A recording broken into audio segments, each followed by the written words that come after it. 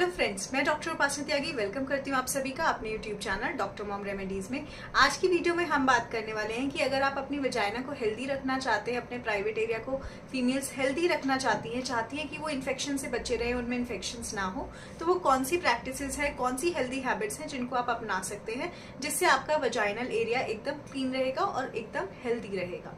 तो अगर वीडियो आपको अच्छी लगे तो लाइक कीजिएगा, औरों के साथ शेयर कीजिएगा। कोई क्वेरी को आप कमेंट कर सकते हैं। चैनल को सब्सक्राइब कर लीजिए, नोटिफिकेशन बेल आइकन ऑन कर दीजिए कि आने वाली सभी वीडियोस की नोटिफिकेशन मिले। और अगर आप चाहें तो मुझे इंस्टाग्राम पर भी फॉलो कर सकते हैं। तो चलिए वीडियो को स्टार्ट करते हैं।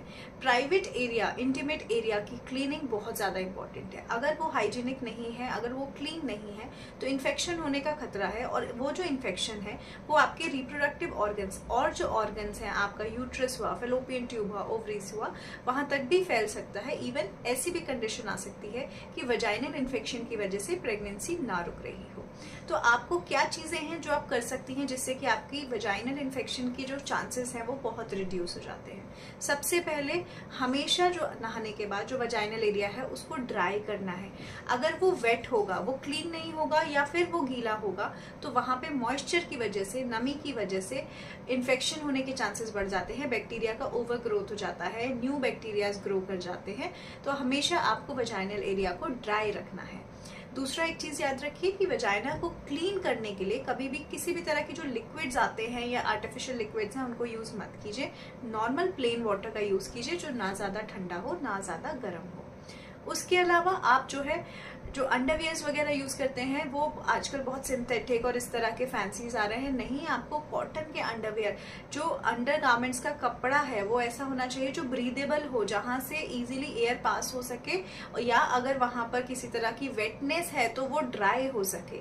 तो याद रखिए कि हमेशा कॉटन के पैंटीज यूज कीजिए और उनको टाइमली आप चेंज करते रहिए। अगर आप बहुत लंबे समय तक एक ही तरह की पैंटीज यूज करते हैं तो उन्हें आप कितना भी क्लीन कीजिए पर उसमें कुछ ना कुछ इन्फेक्शन ग्रो कर जाता है जो आपके वजाइना में भी इन्फेक्शन पैदा कर सकता है।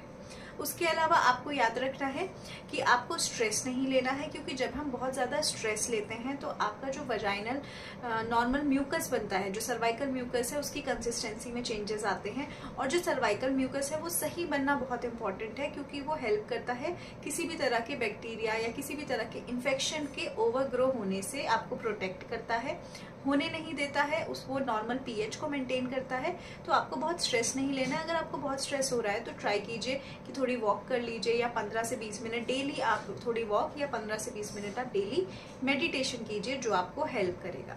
इसके अलावा आप जब भी आप पीरियड्स का आपका जो टाइम होता है उस समय पे जो हाइजीन मेंटेन करनी है वो बहुत इंपॉर्टेंट रोल प्ले करती है कि आपको इन्फेक्शन के कितने चांसेस हैं। तो जो अगर आप पैड्स वगैरह का यूज कर रहे हैं या कोई भी आप जो है पीरियड्स के लिए चीज यूज कर रहे हैं उसको ऑलवेज 3 to 4 आवर्स में चेंज कर दीजिए।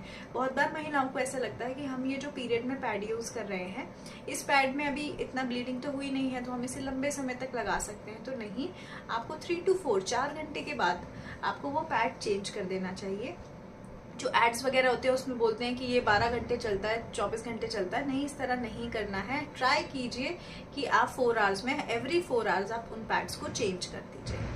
उसके अलावा एक चीज का बहुत ज्यादा ध्यान रखिए, खाने पीने का। अगर आप खाने पीने में अच्छी इस तरह की चीजें नहीं लेंगे जिसमें एंटी इन्फ्लेमेटरी प्रॉपर्टीज हो या जिसमें एंटीऑक्सीडेंट्स ज्यादा हो, जैसे कि आपकी हरी पत्तेदार सब्जियां हुई, फ्रूट्स हुए, घर में बना हुआ खाना, अनाज हुए, प्रोटीन हुए, तो इन सब चीजों की कमी, बहुत सारी चीजों की कमी की वजह से भी जो आपका सर्वाइकल म्यूकस है वो सही तरह से नहीं बनता है और वजाइनल इन्फेक्शन होने के चांसेस होते हैं। तो ये जो मैंने आपको कुछ टिप बताई है, इसके साथ एक एडेड टिप ये है कि अगर आप सेक्सुअली एक्टिव हैं तो आप उस टाइम पर भी ये ट्राई कीजिए कि रिलेशन बनाने के बाद भी खुद को क्लीन कीजिए, और आप जो है जिससे कि किसी भी तरह का इन्फेक्शन आपको या आपके पार्टनर को पास ऑन ना हो पाए। तो आई होप ये जो वीडियो है आप लोगों के लिए इन्फॉर्मेटिव रहा होगा। इन टिप्स को आप फॉलो करके खुद को इन्फेक्शन से प्रोटेक्ट कर सकते हैं। तो अगर वीडियो अच्छा लगा हो तो लाइक कीजिएगा, औरों के साथ शेयर कीजिएगा, और प्लीज चैनल को सब्सक्राइब करके जाइएगा। Thank you so much.